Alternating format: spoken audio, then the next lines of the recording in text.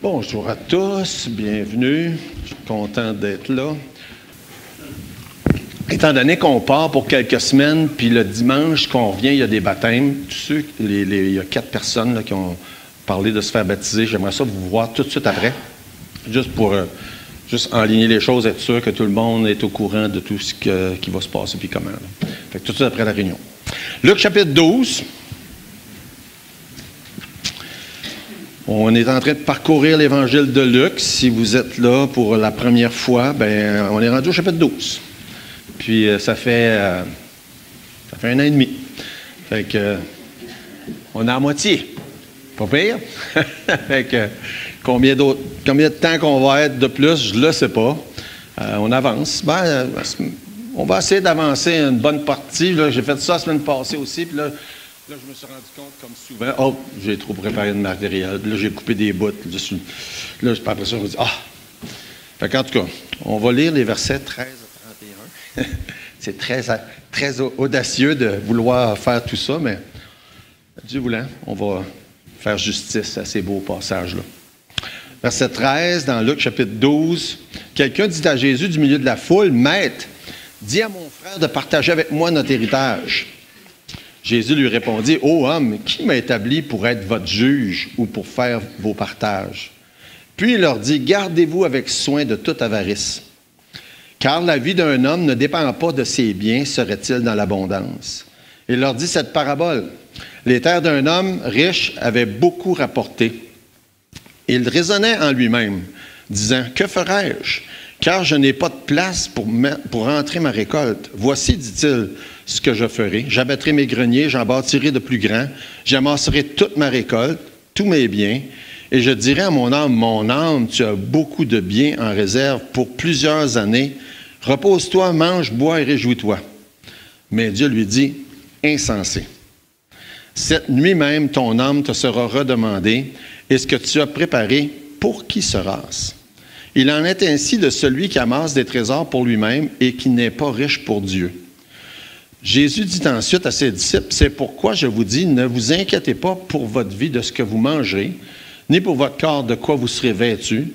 La vie est plus que la nourriture et le corps plus que le vêtement. Considérez les corbeaux, ils ne sèment ni ne moissonnent, ils n'ont ni cellier ni grenier, et Dieu les nourrit. Combien ne valez-vous pas plus que les oiseaux? Qui de vous, par ses inquiétudes, peut ajouter une coudée à la durée de sa vie? Si donc vous ne pouvez pas même la moindre chose, pourquoi vous inquiétez-vous du reste? Considérez comment croissent les lys, ils ne travaillent ni ne filent. Cependant, je vous dis que Salomon, même dans toute sa gloire, n'a pas été vêtu comme l'un d'eux. Si Dieu revêt ainsi l'herbe qui est aujourd'hui dans les champs et qui demain sera jetée au four, à combien plus forte raison vous vêterait-il, gens de peu de foi? Et vous, ne cherchez pas ce que vous mangerez, ce que vous boirez, et ne soyez pas inquiets, car toutes ces choses, ce sont les païens du monde qui les recherchent. Votre Père sait que vous en avez besoin. Cherchez plutôt le royaume de Dieu, et toutes ces choses vous seront données par-dessus. On va lire jusqu'au verset 34. Ne crains point, petit troupeau, car votre Père a trouvé bon de vous donner le royaume. Vendez ce que vous possédez et donnez-le en aumône. Faites-vous des bourses qui ne s'usent point, un trésor inépuisable dans les cieux, où le voleur n'approche point et où la teigne ne détruit point. Car là où est votre trésor, là aussi sera votre cœur. Et on va prier. Seigneur notre Dieu, on est devant toi. On a eu un temps ensemble déjà en pensant au fait que tu es notre bon Père céleste. Et quand Jésus nous montre à prier, c'est comme ça qu'il nous montre en s'adressant à Dieu comme un Père. Et c'est notre désir ce matin de t'adresser la parole comme notre bon Père qui est dans le ciel et un bon Père qui prend bien soin de ses enfants. Et quand un père prend soin de ses enfants, ça ne veut pas dire toujours donner exactement ce que les enfants veulent. Et tu fais la même chose avec nous autres. Merci Seigneur de nous traiter selon ce qu'on a besoin et parfois ça veut dire se faire reprendre. Et on veut te demander Seigneur que tu prennes soin de chacun de tes enfants ici ce matin et ceux qui ne peuvent pas être là aussi. On te prie Seigneur pour les besoins, que ce soit des besoins de santé, des besoins spirituels, des besoins financiers, Et Seigneur, permet qu'en obéissant à ta parole, on puisse être chacun une bénédiction pour les autres. Bénis, Seigneur, touche nos cœurs, dispose nos cœurs à entendre, à écouter et à mettre en pratique ta parole. C'est notre Jésus compris. Amen. Moi, j'avais dit qu'on lirait jusqu'au verset 31, mais en fait, c'était jusqu'au verset 34. Je n'ai pas l'excuse comme avant d'avoir pas pu lire mon écriture. Avant ça, c'était toujours ça mon excuse. J'ai écrit tellement mal, mais là, c'est imprimé. Mais il reste que le verset 34, justement, c'est le titre. Fait qu'il fallait absolument se rendre jusque-là. Car là où est votre trésor, là aussi sera votre cœur. C'est un peu un long titre, mais il reste que on peut le raccourcir de n'importe quelle manière, en autant que ça a rapport avec cette idée-là. L'important, c'est ce qu'on a dans le cœur. Et on sait très bien qu'il y a beaucoup de choses qui sont beaucoup plus importantes que ça dans la majorité des gens. Fait qu'on va lire premièrement les 2 premiers versets de notre texte, versets 13 et 14. Quelqu'un dit à Jésus du milieu de la foule, « Maître, dis à mon frère de partager avec moi notre héritage. » Jésus lui répondit, « Ô homme, qui m'a établi pour être votre juge ou pour faire vos partages? » Fait que le premier point, c'est ça ce matin, c'est Jésus n'est pas venu pour régler nos chicanes financières. Il n'est pas venu ici sur la terre pour ça. C'est pas ça qu'il y a d'important. Puis ça me fait rire parce que jeudi passé, j'avais une rencontre avec mes sœurs. C'était la mise en terre de l'une de ma mère qui est décédée au mois de décembre. Puis on avait un dîner ensuite. Puis on parlait du règlement de la succession. Et c'était drôle parce que j'avais déjà ce passage-là dans la tête. C'est exactement ce qui se passe, c'est un règlement de succession. Puis là, mais dans ma famille, heureusement, je suis très content qu'on a une harmonie. Vous savez que dans les règlements de succession, ce n'est pas toujours le cas. Et puis là, ma sœur, la plus vieille, qui est en charge de la succession, tient absolument à tout faire correctement, puis de faire le partage de manière équitable. Il n'y a pas grand-chose de toute façon, là. Puis là, nous autres, on est tous là, puis on dit, « Ben non, tu devrais en garder, toi, de plus, parce que tu t'es occupé de tout ça, puis tu devrais avoir un peu plus d'argent que les autres. » Puis, en tout cas, puis là, j'ai profité de l'occasion, j'ai dit, ça me fait penser à l'histoire que je vais prêcher dimanche. Puis là, j'ai pu utiliser ça pour parler à mes sœurs. C'était drôle parce que j'ai dit, c'est un règlement de succession. Puis Jésus dit, je ne suis pas venu ici pour régler vos affaires de même. Pas ça mon but. Puis je trouvais ça drôle que c'était bien approprié. Puis le commentaire de Luc aussi était tout à fait approprié. Jésus n'est pas venu ici pour qu'on enseigne un évangile de prospérité. Il profite de l'occasion pour justement dire, « Ah, vous vous chicanez pour votre succession, vous autres? » J'ai justement quelque chose à vous dire. Je ne vous aiderai pas à régler vos affaires, mais je vais vous rappeler que votre problème, là, c'est un problème d'avarice. C'est pour ça que vous avez une chicane au sujet de la succession. Fait que Jésus veut absolument enseigner des choses importantes. Puis quand on pense à justement tous ces gens-là, puis il y en a des dizaines et des dizaines de ces prédicateurs-là de la prospérité, ils devraient lire la Bible. Ils devraient lire la Bible. Ils verraient que ce n'est pas ça que Jésus veut. Il dit, là, je ne suis pas venu ici pour ça. Là. Au contraire. Il veut, puis vous savez, quand on parle le mot avarice, il emploie le mot avarice. Si vous regardez, dans ma tête, puis probablement vous autres, là, dans votre tête aussi, ben, c'est pas dans votre tête, là. Mais on pense avarice, on pense au comment il s'appelle la Noël, le Scrooge, là, c'est quoi en français, c'est ça? En tout cas, le vieux, là, grincheux, il veut tout avoir l'argent, puis il veut pas que personne en ait. Puis on dit, ah, ça c'est l'avarice. Nous autres, ceux de ma génération, on disait Séraphin. Les jeunes ne savaient pas c'est qui, Séraphin, là. Hein? Un vieux grincheux pour qui l'argent, c'est tout ce qui compte.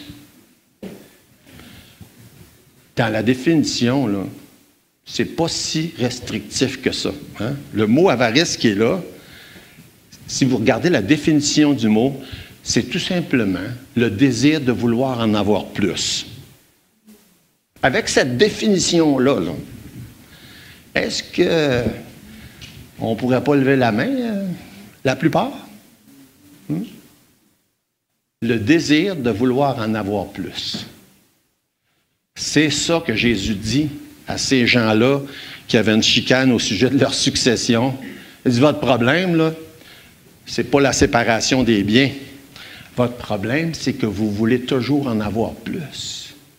Puis il sait que si c'est ça qui domine dans nos décisions, dans nos choix, ça ne marchera pas. Puis c'est pour ça qu'il y a tellement de chicanes quand ça vient le temps des successions.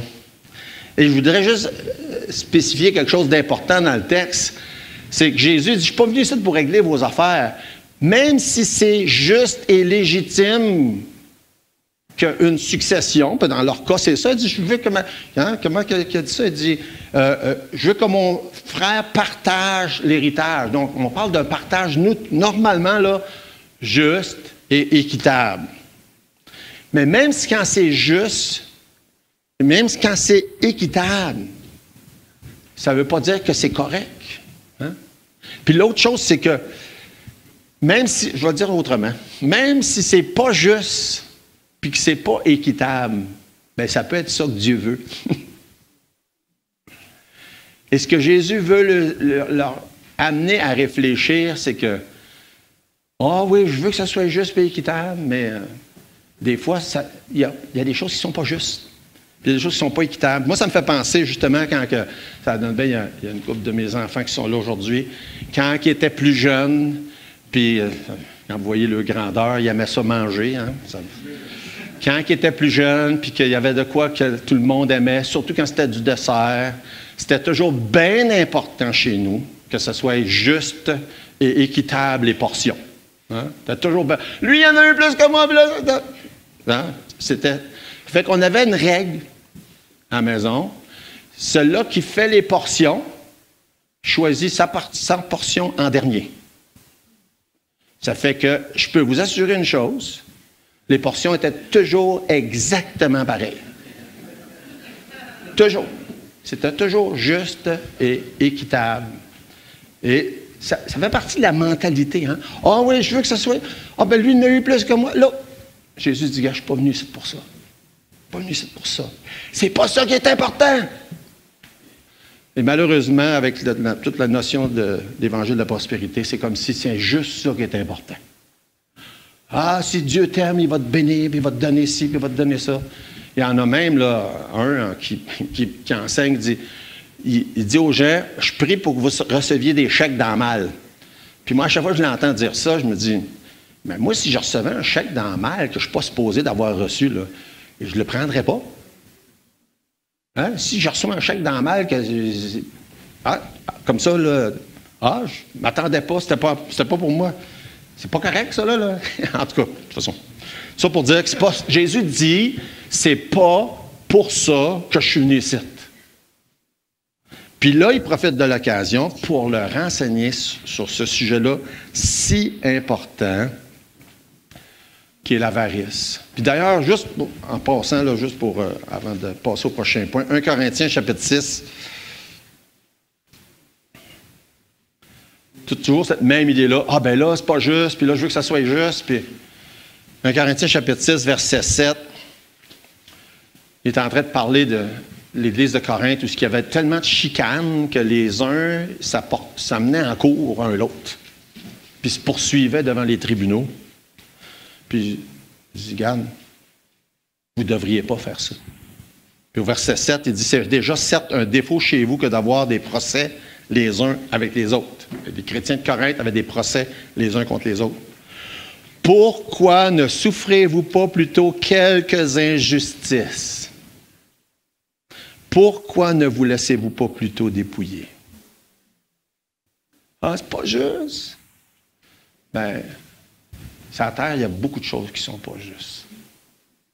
Puis Jésus dit, gars, c'est pas ça qui est important. Puis on retourne dans notre texte, dans Luc 12, verset 15. Puis il leur dit, gardez-vous avec soin de toute avarice, car la vie d'un homme ne dépend pas de ses biens, serait-il dans l'abondance. La vie spirituelle, la vie physique, ça ne dépend pas de ce qu'on a. C'est pas ça qui devrait compter. Oui, je suis d'accord, ça en prend des biens, ça en prend de l'argent. On ne vit pas avec de l'air. Hein? Ça prend des choses pour vivre. Mais notre vie ne dépend pas de ça. Notre vie dépend de Dieu.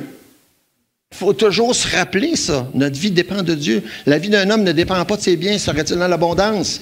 Ça ne veut pas dire que quelqu'un est dans l'abondance, que ça va bien dans sa vie. Ça ne veut pas dire que quelqu'un est dans l'abondance qui est heureux. Mais si quelqu'un est dans l'abondance, il peut être heureux. C'est pas exclusif, c'est pas exclu l'idée. Mais le bonheur ne dépend pas de ça. La vie ne dépend pas de ça. Paul avait clairement, il traite souvent ce sujet-là, puis il avait appris ça dans Philippiens 4, il dit versets 11 et 12, « Ce n'est pas en vue de mes besoins que je dis cela, car j'ai appris à être content dans le tas où je suis, ou dans le tas où je me trouve. Je sais vivre dans l'humiliation, je sais vivre dans l'abondance. En tout et partout, j'ai appris à être rassasié, à avoir faim, à être dans l'abondance, à être dans la disette. » Il a appris ça. Puis on doit apprendre ça. La vie ne dépend pas de l'abondance de quelqu'un. Quelle vérité importante, hein? Puis dans la vie de tous les jours, c'est facile d'oublier ça. Avec les pressions, avec les inquiétudes, avec les obligations qu'on a rencontrées. Écoute, Dieu a dit il a promis qu'il répondrait à chacun de nos besoins. Il n'a pas dit qu'il nous en donnerait beaucoup plus que qu'est-ce qu'on a besoin. Des fois, il le fait. Mais il va répondre à chacun de nos besoins. 1 Timothée chapitre 6, Paul en parle beaucoup de ce sujet-là, il en parle dans plusieurs passages. Probablement 1 Timothée 6, c'est un des passages les plus, où il développe le plus ce sujet-là. Revenant sur ce que Jésus a dit, gardez-vous de l'avarice. Puis quand on lit 1 Timothée chapitre 6, il parle des riches, mais il parle aussi de ceux qui veulent s'enrichir. Fait que, on pourrait dire, ah, ben là, il parle des riches, moi, je ne suis pas riche, donc ça ne me touche pas. Ben, ça dépend. Parce qu'il parle de ceux qui veulent s'enrichir aussi, verset 9. Ceux qui veulent s'enrichir tombent dans la tentation, dans le piège et dans beaucoup de désirs insensés. Ah, insensé, on va revenir tantôt. Jésus dit ce même mot-là dans Luc 12. Et pernicieux qui plongent les hommes dans la ruine et la perdition, car l'amour de l'argent est une racine de tous les maux. Quelques-uns, étant possédés, se sont égarés loin de la foi et sont jetés eux-mêmes dans bien des tourments. Jésus revient sur ça aussi dans Luc 12. Peu importe la quantité d'argent qu'on a, hein, on n'a pas besoin d'être riche pour être avare. Mais il dit ceux qui veulent s'enrichir. Verset 6, c'est en effet une grande source de gain que la piété avec le contentement. Car nous n'avons rien apporté dans le monde, il est évident que nous ne pouvons rien en emporter. Si donc nous avons la nourriture et le vêtement, cela nous suffira. Puis on va aller plus loin au verset 17. Il dit, recommande aux riches du présent siècle de ne pas être orgueilleux, de ne pas mettre leur espérance dans des richesses incertaines, mais de la mettre en Dieu qui nous donne avec abondance toutes choses pour que nous en jouissions. Recommande-leur de faire du bien, d'être riches en bonnes œuvres, avoir de la libéralité, de la générosité. Puis le verset 19, et de s'amasser ainsi pour l'avenir un trésor placé sur un fondement solide afin de saisir le véritable. Et Jésus revient aussi là-dessus dans Luc au chapitre 12. Je suis toujours impressionné quand on lit 2 Corinthiens 8, du témoignage des gens de la Macédoine, parce qu'on a la tendance à penser, quand on lit tout ça, ben les riches peuvent être généreux, mais les pauvres, ben, les autres ne peuvent pas. Hein? Puis dans 2 Corinthiens 8, ça dit, nous vous faisons connaître, frères, la grâce de Dieu qui s'est manifestée dans les églises de la Macédoine, à travers la grande épreuve de leur affliction, leur joie débordante et leur pauvreté profonde. Il était pauvre, là. Vous savez qu'un pauvre à cette époque-là était plus pauvre qu'un pauvre à notre époque, vous savez ça, hein? Vous savez, des pauvres à notre époque, là, ne sont pas pauvres comparés à des pauvres dans certains pays du monde ou comparés à des pauvres à cette époque-là. Fait que les gens de la Macédoine qui étaient dans une pauvreté profonde, il n'y avait pas grand-chose. Mais dans leur pauvreté profonde, ils ont produit avec abondance de riches libéralités de leur part. Il était-tu riche, ces gens-là? Non. Mais il était généreux. Et ça, c'est l'exemple que Paul prend des gens de la Macédoine. Ces gens-là, ils avaient compris une chose, puis ça revient souvent quand on discute, je parle avec des gens, ce qu'on voit dans Actes 20, verset 35. Les gens de la Macédoine, ils avaient compris ça. Puis il y a des gens, je connais des gens qui ont compris ça aussi, là.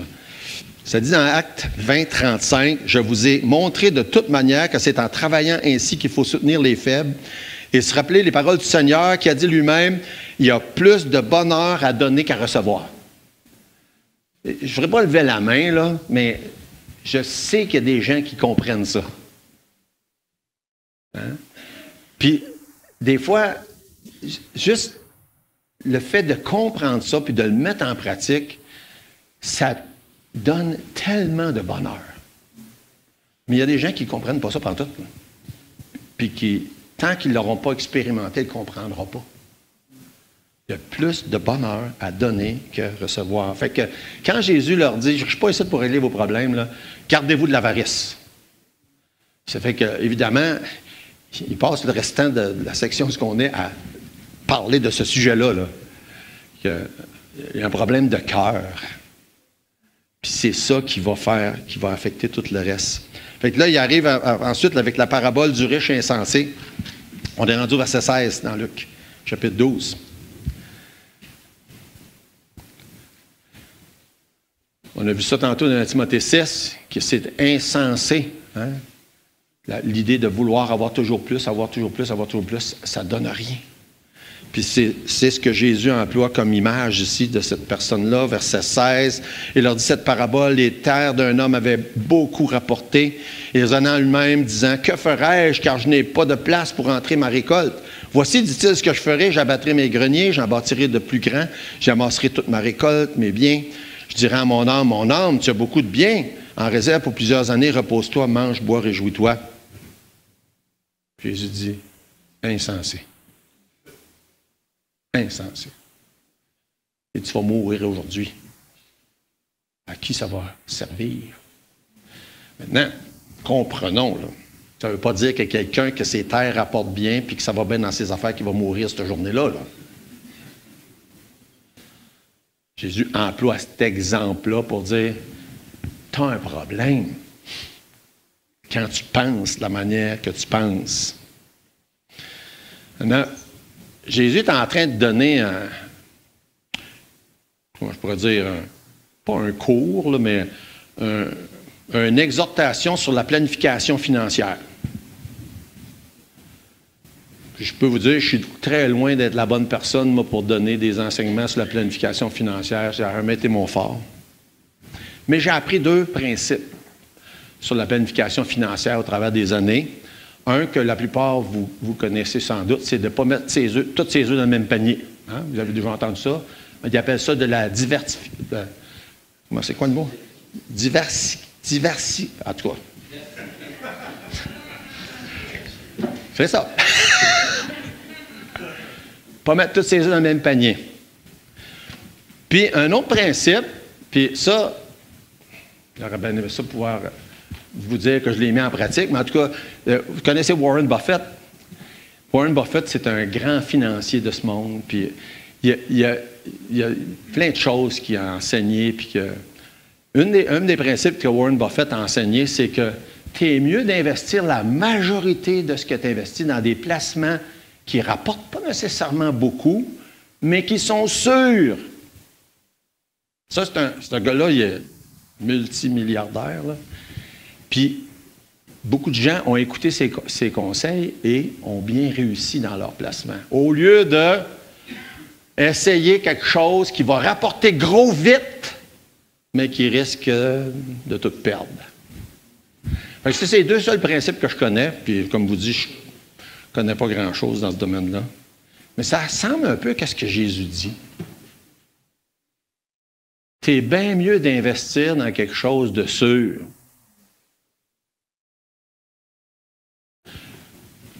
Puis il dit, pas quelque chose qui va pourrir, Hein? Puis des fois aussi dans la finance là, ou les investissements, les gens vont faire ce commentaire-là. Ils n'aiment pas ça investir dans des choses qui ont une date de péremption dessus. Hein?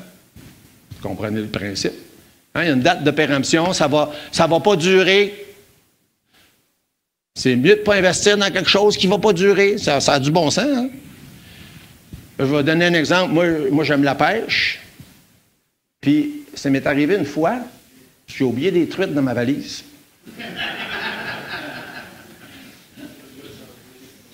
Dans les jours qui ont suivi, je me disais, c'est quoi cette senteur-là? Je dis, je pense probablement oublié ma canne de verre. Non, pas de canne de verre. Je ne sais pas pourquoi je ne les voyais pas, les truites, en tout cas. Et que ça puait. Pourquoi? Ça se décompose, ça pourrit. Ça a une date de péremption, hein, des truites là, à chaleur, là, je peux vous dire ça. Jésus, c'est ce qu'il dit. Il dit, oui, ça va bien tes affaires, mais as-tu pensé à des investissements à plus long terme? Ou tu penses juste à des investissements terrestres? C'est des images qui parlent fort. Investir dans des choses qui ne vont pas périr. Il n'y a pas grand-chose qui ne périsse pas. Hein? Même de l'or, ça périt selon ce que Dieu nous dit. Les pierres précieuses, imaginez-vous. Hein? Ça ne va pas avoir la valeur que ça a sur la terre rendue au ciel. Et Jésus veut absolument qu'on réalise l'importance de bien investir dans les choses éternelles et pas juste les choses sur la terre. C'est pour ça qu'il dit à ce gars-là, tu es un insensé. Ça peut aller bien ses affaires, puis prospérer, mais s'il n'a pas investi pour le ciel, je lui dis, tu es un insensé. Insensé quand on investit dans quelque chose qui n'est pas sûr, quelque chose qui ne dure pas. C'est ce que Jésus dit. C'est ce que Jésus dit à cet homme-là. Même les choses qui ont une plus grande valeur sur la terre ne vaudront rien après la mort. Il dit, ça va servir à qui? Pas à toi. Peut-être quelqu'un va dire, ça va servir à mes enfants. Oui, mais ça ne servira pas à toi. Et Jésus met en garde à partir du verset 17 contre l'égocentrisme. Alors, remarquez bien la faille de son raisonnement. Hein, les versets 17, versets 18, 19. Combien de fois il utilise le pronom personnel à la première personne? Hein? Premièrement, ça dit lui-même, ça c'est la troisième personne, mais ça parle de la même personne. Que ferai-je? Car je n'ai pas de place pour entrer ma récolte. Je dirai à mon âme, repose-toi. Et c'est constamment centré sur lui.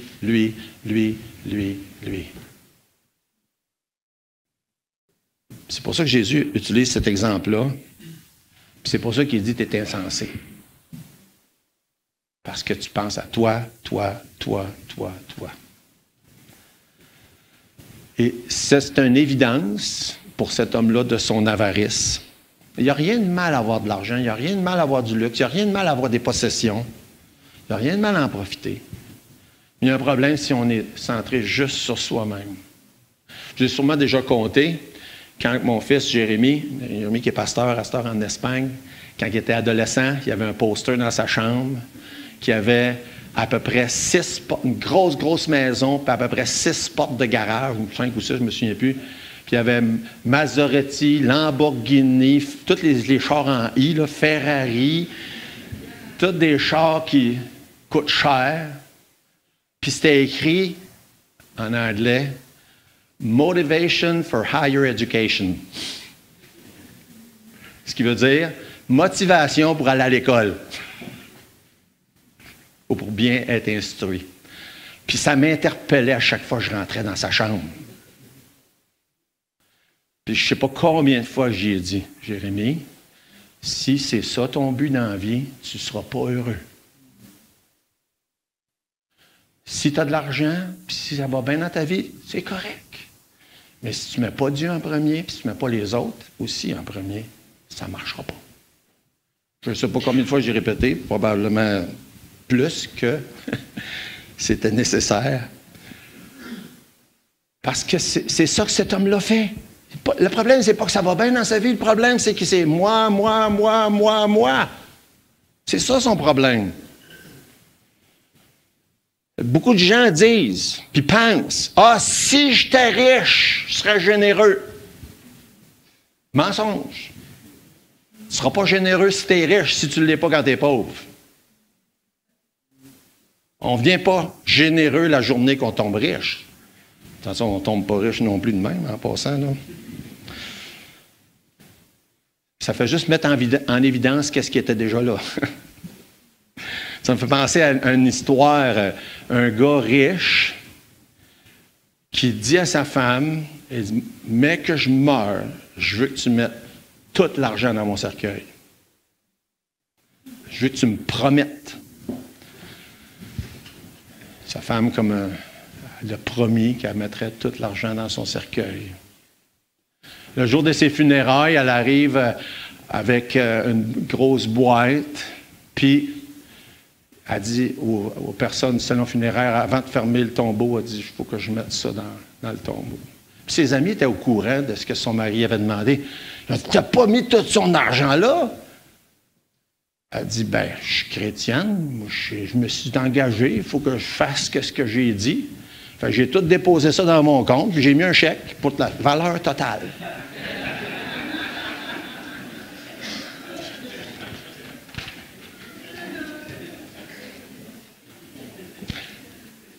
Jésus dit, c'est insensé. C'est insensé de penser juste à soi. Insensé. Verset 21. Il en est ainsi de celui qui amasse des trésors pour lui-même, centré sur soi-même, et qui n'est pas riche pour Dieu. J'ai déjà mentionné ça. Je participe sur un conseil d'administration pour une organisation missionnaire. Je vais là quelques fois par année. Puis, je suis toujours impressionné à chaque fois. À chaque année, dans les budgets, il y a des montants de des fois plusieurs centaines de milliers de dollars, puis des fois plus même, qui sont des legs de personnes qui décèdent, puis qui lèguent des gros montants pour l'œuvre de Dieu, pour la continuité de l'œuvre de Dieu. À chaque fois, je trouve ça impressionnant. C'est comme, il y a des gens qui pensent plus loin que même leur mort. Ils pensent à soutenir l'œuvre de Dieu, même après leur mort. Moi, ça m'impressionne à chaque fois. Puis ces gens-là, ils ont compris quelque chose. Ils ont compris les principes que Jésus est en train d'enseigner là. La vie est beaucoup plus que la nourriture. Le corps est plus que le vêtement. Ça, c'est le prochain point. La vie est plus que les biens. Verset 23. C'est pour ça qu'au verset 22, il dit ensuite à ses disciples, c'est pourquoi je vous dis, ne vous inquiétez pas pour votre vie, de ce que vous mangerez, ni pour votre corps, de quoi vous serez vêtus.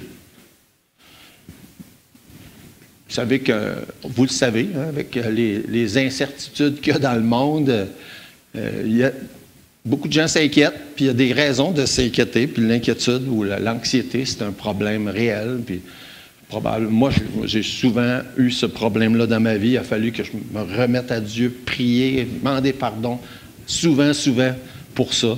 Apprendre des versets par cœur, comme Philippiens 4, 6 et 7, entre autres. Il dit, ne vous inquiétez pas. Ne vous inquiétez pas. Ne vous inquiétez pas.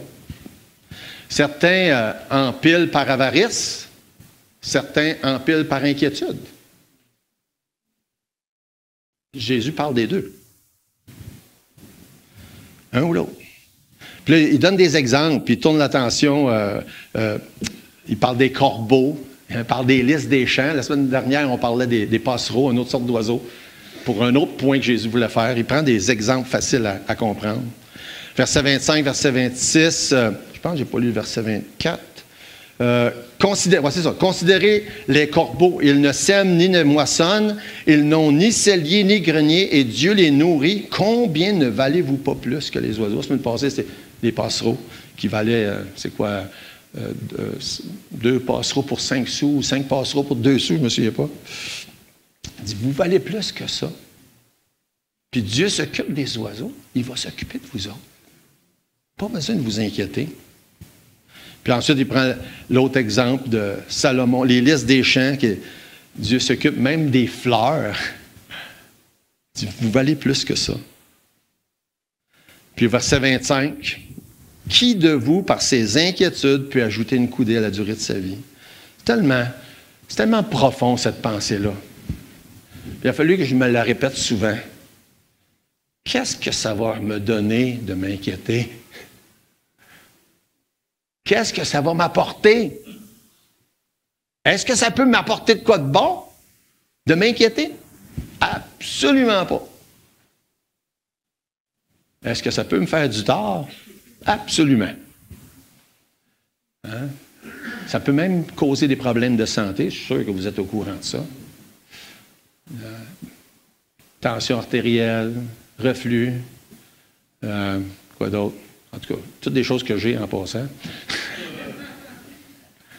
Ça peut faire ça, s'inquiéter.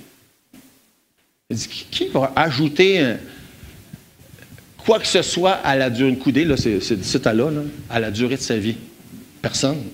On ne peut pas, ça ne va rien faire de bien. C'est pour ça qu'il prend l'exemple des corbeaux, prend l'exemple des lys des champs, puis il dit, verset 27, « Considérez comment accroissent les lys ne travaillent ni ne filent, cependant, je vous dis que Salomon même, dans toute sa gloire, n'a pas été vêtu comme l'un d'eux. » Si Dieu revêt ainsi l'herbe qui est aujourd'hui dans les champs et qui demain sera jetée au four, à combien plus forte raison ne vous vêtira-t-il pas, gens de peu de foi?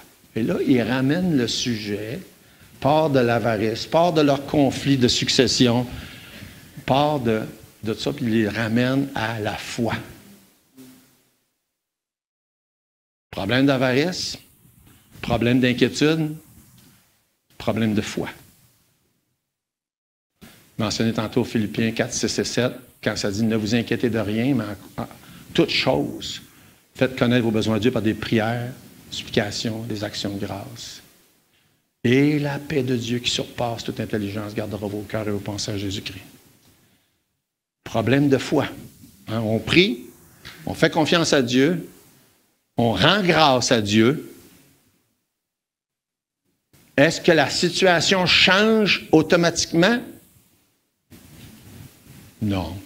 Qu'est-ce qui change? Notre disposition, elle change. C'est là que la paix de Dieu prend place. J'ai fait confiance à Dieu, j'ai mis ça dans les mains du Seigneur. La situation n'a peut-être pas changé, mais mon attitude change parce que je l'ai mis dans les mains du Seigneur puis j'y fais confiance. Et c'est là que la paix de Dieu s'installe, quand on fait ça par la foi. Verset 29, « Et vous, ne cherchez pas ce que vous mangerez, ce que vous boirez, et ne soyez pas inquiets, car toutes ces choses, ce sont les païens du monde qui les recherchent. Votre Père, hein, on parle de ça aujourd'hui, on a chanté des chants, on a parlé, on a loué le Seigneur parce qu'il est notre Père. Votre Père sait que vous en avez besoin. Il va s'occuper de vos besoins comme tout Père qui est capable de le faire, le fait. La différence entre notre Père céleste et tous les pères terrestres, c'est que lui, il est capable de tout faire. En tant que Père terrestre, on aimerait bien tout faire. On n'est pas capable de tout faire. On fait ce qu'on peut. On devrait faire ce qu'on peut. Mais notre Père céleste, il est capable. Puis il va le faire. Puis là, il dit, cherchez plutôt le royaume de Dieu et toutes ces choses vous seront données par-dessus. Dans d'autres textes, ça dit cherchez premièrement, comme dans Matthieu 6. Premièrement, ou plutôt, avant toute chose. Question de priorité, valeur. Qu'est-ce qu'on met en premier? Le royaume puis la justice de Dieu. C'est ça qu'on devrait mettre en premier. Si tu mets ça en premier, Dieu va s'occuper du reste. Il va-tu te donner tout ce que tu veux puis tu penses? Non. Il va s'occuper du reste pareil. Ne crains point, petit troupeau. Votre Père a trouvé bon de vous donner le royaume. Gloire à Dieu. Amen. C'est déjà acquis, accompli. Si vous avez placé votre foi en Jésus, il vous donne le royaume. Il va tout vous donner le reste. Après. Et en attendant, il a promis l'essentiel. Il a promis l'essentiel. Mettez premièrement Dieu et son royaume avant toute chose. Donnez-lui la première part et il va s'occuper du reste. Puis il prend des exemples extrêmes là, au verset suivant, verset 33. Vendez ce que vous possédez, donnez-le en aumône. Faites-vous des bourses qui ne s'usent point, un trésor inépuisable dans les cieux, où le voleur n'approche point, où la teigne ne détruit point. Puis c'est de ça qu'on parlait tantôt. Sur la terre, tout peut se détruire, là. Même les choses de valeur, mais pas au ciel. Puis Jésus prend souvent des exemples extrêmes, comme quand il parle de haïr sa famille en comparaison avec aimer Dieu, là. Il ne veut pas qu'on haïsse notre famille. Hein? On comprend ça, là. Mais c'est des comparaisons extrêmes, comme là aussi. Il dit, vendez tout! Est-ce qu'il fallait tout qu'on vende aujourd'hui? C'est pas ça que Jésus est en train de leur dire. Il prend des exemples extrêmes. Comparant celui qui a empile, pensant qu'avec ça, il va être correct. Il dit, non, tu peux tout vendre, là. Tu vas être quand même correct. Si tu as mis Dieu en premier, tu vas être quand même correct. Puis le dernier verset, car là où est votre cœur, là où est votre trésor, là aussi sera votre cœur. Ça revient toujours à ça. Toujours au cœur. Toujours. Tout ça commence d'une histoire de deux frères qui se chicanent à cause de leur héritage. Disiez qu'il me donne ma part égale. Je ne suis pas venu pour ça. C'est pas ça qui est important.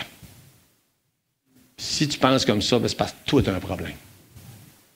Tu es trop attaché au bien terrestre, pas assez attaché à Dieu. Tu n'as pas mis Dieu en premier. Toutes ces choses-là là, qui enseignent dans le passage. Puis en fait, résumé dans la dernière phrase, ton cœur n'est pas à bonne place. Ton cœur n'est pas à bonne place. Je termine avec ça. Et où ton cœur? Hein? Il dit, là où sera ton trésor, là sera ton cœur. Ben, si tu veux répondre à la question, il est où ton cœur? Faut que tu répondes à la question, il est où ton trésor? Si ton trésor il est dans tout ce qu'il y a sur la terre, c'est là qu'est ton cœur. Si ton trésor est dans le ciel, c'est là qu'est ton cœur. La question, c'est ça. Et où ton cœur ce matin? Ça commence par réaliser qu'il faut ouvrir notre cœur à Jésus. Il a tout donné. On parle de ça les mercredis soirs depuis quelques semaines. Le plan de Dieu de toute éternité, que l'idée que Jésus vienne sur la terre, qui prenne le corps d'un être humain, qui aille jusqu'à la mort de la croix, qui est une mort épouvantable. Tout ça dans le but de sauver des pécheurs, comme vous, comme moi. Mais un jour ou l'autre, on doit réaliser que c'est une question du cœur. Hein? Vous pouvez avoir entendu ça, compris ça depuis longtemps. Vous dites, bon là, attends un peu, ouais, je comprends ça, mais est-ce que ça s'est descendu au cœur? Est-ce que j'ai réalisé que c'était pour moi, que mes péchés, j'ai offensé Dieu, et je devrais ouvrir mon cœur à Jésus puis dire, Seigneur, j'ai besoin que tu me sauves. Puis tout le reste qu'on vient de voir ce matin, c'est juste une manière de mettre Dieu en premier lorsqu'on a déjà ouvert son cœur à Jésus. On va prier pour terminer. Seigneur notre Dieu, merci pour ta parole. Merci pour ces enseignements qui ont certainement, on a tous besoin ce matin. Touche nos cœurs, qu'on puisse avoir un cœur qui est disposé à mettre Dieu en premier, mais surtout, d'abord et avant tout, des cœurs qui ont été lavés par le sang de Jésus en se tournant vers lui par la foi. Bénis Seigneur le restant, bénis chacun, chacune, et que ton nom soit béni. Merci d'être ce bon Père qui prend soin de ses enfants en toutes choses. Au nom de Jésus, amen.